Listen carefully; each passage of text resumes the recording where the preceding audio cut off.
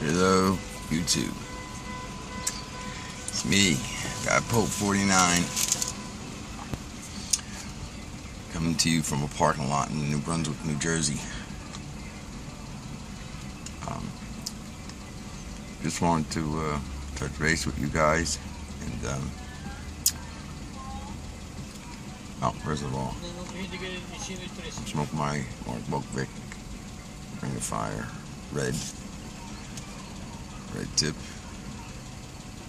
red flame, natural behind it, but the natural is getting dark a little bit. But I try to keep the top a little nice still, but with some Lane 1Q. Easy. With Lane 1Q, you can smoke anything because it's not really that strong flavor. And Moon Shadow. But anyway, I want to come to everybody know that I acknowledge that I now have 201 subscribers. And, I said I was going to have a contest. And I am going to have a contest. But I'm not going to announce that contest just yet. I got to wait to see what happens with a few things before I announce it, so I can make sure what I say I can do. Okay? Although I do have things that I can, give away in a contest, but I wanted to do something a little different. But anyway, I just want you guys to know that I do acknowledge that I do have 201 subscribers, and I wrote the guy's name down who was the 200th subscriber, and I can't remember it because I got it written down on a piece of paper at home, so I didn't commit it to memory. But not that I have a memory. And I'm using my favorite tamper. You see it? It looks just like a real finger, don't it? But it's a tamper. It works good. You can't do it when you first light it, though, because it has feelings in it. Anyway, yeah. So I just wanted to touch base with you, acknowledging that I know that I went over the 200 mark, and I will be announcing a contest shortly.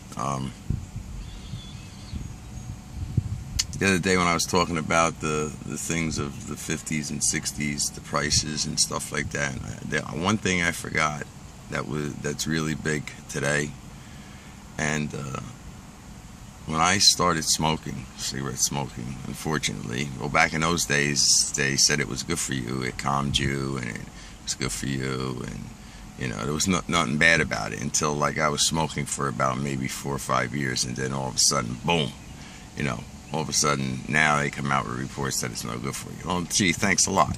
After I started doing this stuff, I probably would have did it anyway because I was a crazy kid anyway. But anyway, cigarettes were 40 cents a pack when I started smoking. When I was 7 and used to go buy cigarettes from my father at the corner store, they were 27 cents a pack. Yes, kids could buy cigarettes.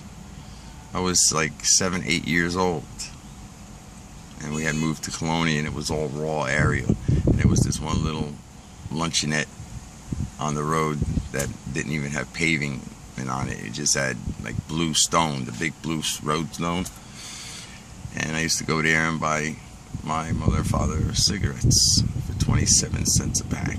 By the time I started smoking, they were 40 cents, but that was like years later, But, yeah, that was another thing I forgot about pricing. And that is only just one phase of the whole thing. I mean, it's out of whack. The scales are not balanced at all. You know what I mean? Years ago, you could get a factory job, and just have, just like an average blue-collar job. And you could, with that blue-collar job, you could own a car. Brand new. My father had a 1956 Chevy. He bought brand new. He had a brand new house.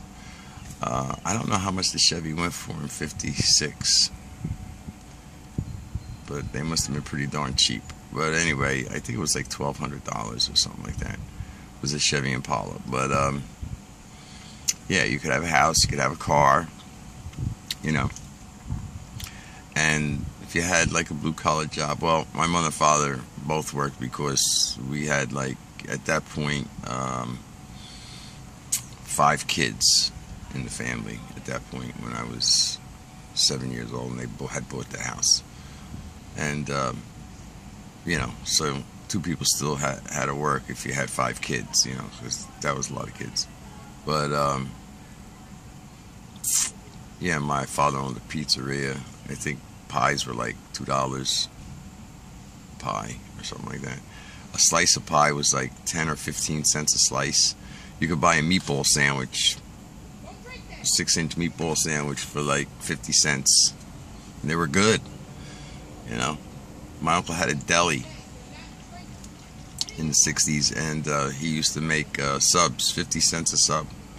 A submarine sandwich that big for 50 cents. With the oil, the vinegar, the whole 9 yards. I don't know, they call them hoagies, I think, out west or something. It's the same thing, submarine sandwich, hoagies, it's all the same stuff. Just different places call them different names, but, you know, that's on the pricing gig thing. But then you got to go into another whole thing, the people, you know, the people. People were different. When you lived on a block, you didn't have one mother.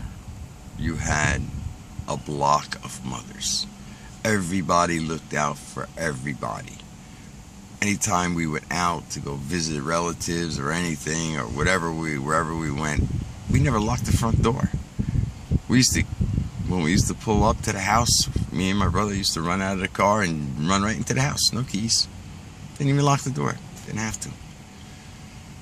People were different then, man. People had compassion. They had manners. You know.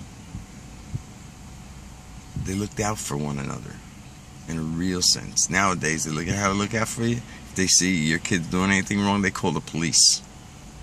That's a smart thing to do. Why don't you just walk over to the person's house, knock on the door, and say, hey, man, you know, your kids are blah, blah, blah. No, they call the police because they care. That's what they call about caring. You know, let's get the police involved in it and everything else. And then the police calls DYFS, and before you know it, you're in a world of hurt. Because when the state gets a hold of you, forget about it. You got problems. Big problems. But anyway, that's the way it was. I mean, people held doors open for each other. They said thank you. They said please. You know, they had manners. You know, not to put anybody down, but or anything like that, or to sound like I'm prejudiced in any way. But I do notice a lot of your foreigners that come from other countries. I don't know if that's the way it is in their country. They don't. You know, maybe that's just the way it is there. I don't know. But they don't say thank you. They don't say please. They don't yield. They're just like, they just walk. You know what I mean? Like, I don't get it, you know. I noticed, like, around where I live, there's a lot of Egyptians and, you know, Indians and stuff like that, you know. And might be the way it is in their country, you know what I mean? I don't know. But this is the way those people basically are. You know, they keep to themselves. And they are not even as far as holding a door open or saying thank you or please or anything. And another thing is, when you were backing out of a parking space back in those days, if somebody was coming down the aisle, they would stop and let you pull out. Nowadays, they don't. They keep on going. You're having a hard time seeing because you got cars on both sides.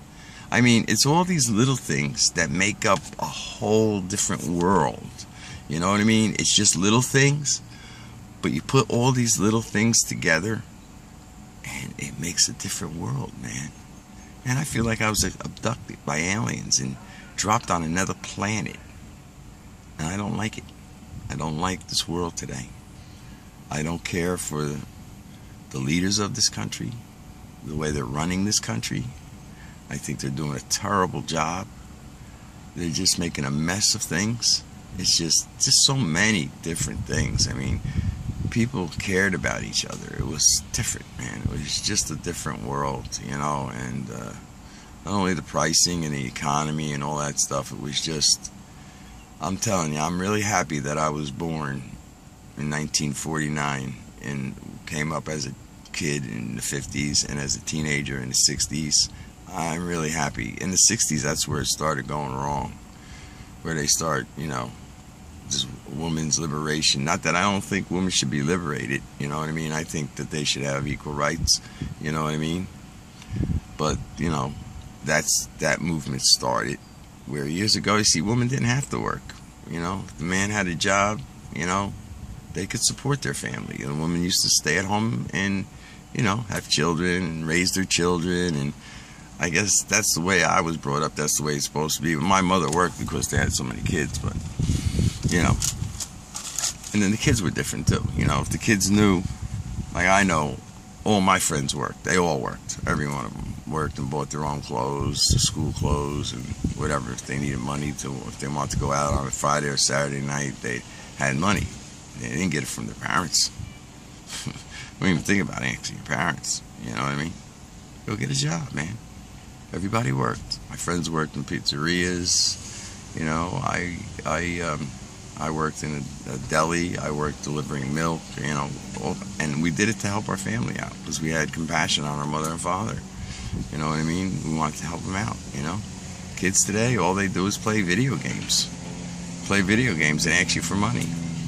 And the baby boomers made a big mistake, man. We really did. We made a big mistake. We gave our kids more than what we should have, and in that way we spoiled them. And it's all, the dirt is coming out in the wash. I'm sorry to say that I partook in that, but it's the truth. But not, like I said, not to put anybody down or to seem like I'm prejudiced or anything. I'm not. It's just the facts. It's just the facts. It's the way people are. And it's a whole new climate, a whole new atmosphere, a whole new different world. And it's not a better one either. It's worse. Years ago, if somebody did work for you, all they needed was your handshake and your word. Your word was gold. Today they have contracts for doing work. They have all kinds of laws that you have to get licenses and stuff like that because there's so many people out there ripping people off. Where years ago you didn't have that. You might have had a percentage, but a very small percentage. Most people, when they said they were going to do something, they did it. They did a handshake. That was it. It was a done deal. What they said, they did. Not today. Not today. They have contracts today. And the courts are full of cases of people not fulfilling the contracts or the homeowner trying to get over on the contract. Or everybody's trying to get over on everybody. It's just really a dog-eat-dog world, man. It's a different world, man, and I don't like it. I don't like it. I think it really stinks, guys. I'm sorry. But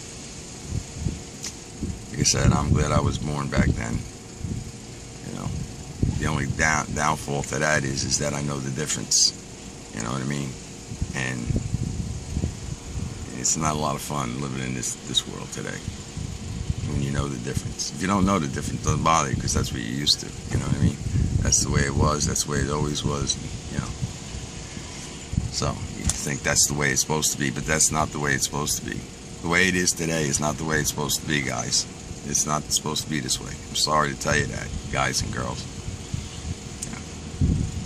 Anyway, that's my ramble for today. That's my talk for today, guys. I hope you have a good day.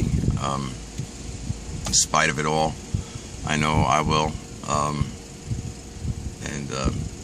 I'll talk to you soon. I'll be announcing that contest soon, okay? So, you have a good day, and God bless.